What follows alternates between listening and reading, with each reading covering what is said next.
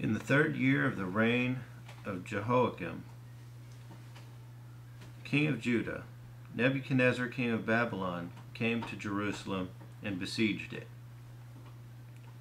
The Lord delivered Jehoiakim, king of Judah, into his hands, along with some of the articles from the temple of God. These were carried off to the temple of his God in Babylon and put in the treasury house of his God. Then the king ordered Ashpenaz, chief of his court officials, to bring in some of the Israelites from the royal family and the nobility, young men without any physical defect, handsome, showing aptitude for every kind of learning, well informed, quick to understand, and qualified to serve in the king's palace. He was to teach them the language and literature of the Babylonians. The king assigned them a daily amount of food and wine from the king's table. They were to be trained for 3 years, and after that they were to enter the king's service. Among these were some from Judah: Daniel, Hananiah, Mishael, and Azariah. The chief officials gave them new names. To Daniel, the name Belshazzar. To Hananiah, Shadrach. To Mishael,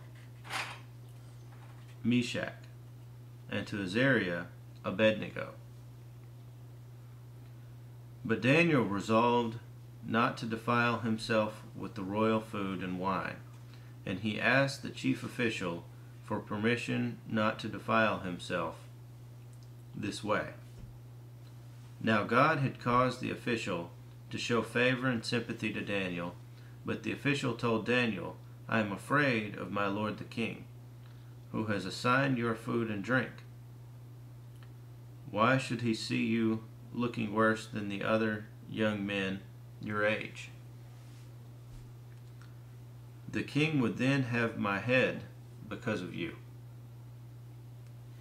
Daniel then said to the guard whom the king's officials had appointed over Daniel, Hananiah, Mishael, and Azariah, "Please test your servants for 10 days.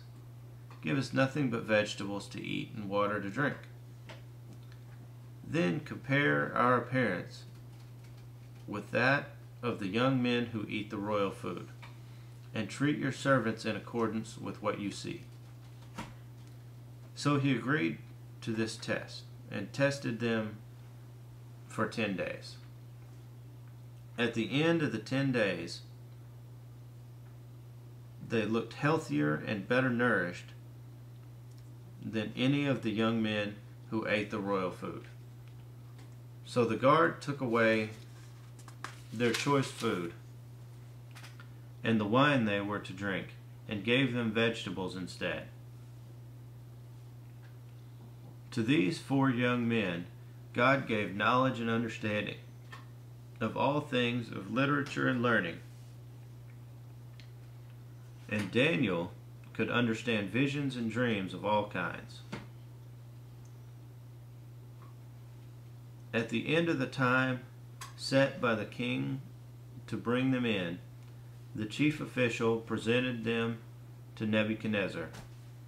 The king talked to them, and he found none equal to Daniel, Hananiah, Mishael, and Azariah.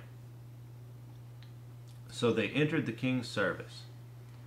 In every matter of wisdom and understanding about which the king questioned them, he found them 10 times better than all the magicians and enchanters in his whole kingdom. And Daniel remained there until the 1st year of King Cyrus.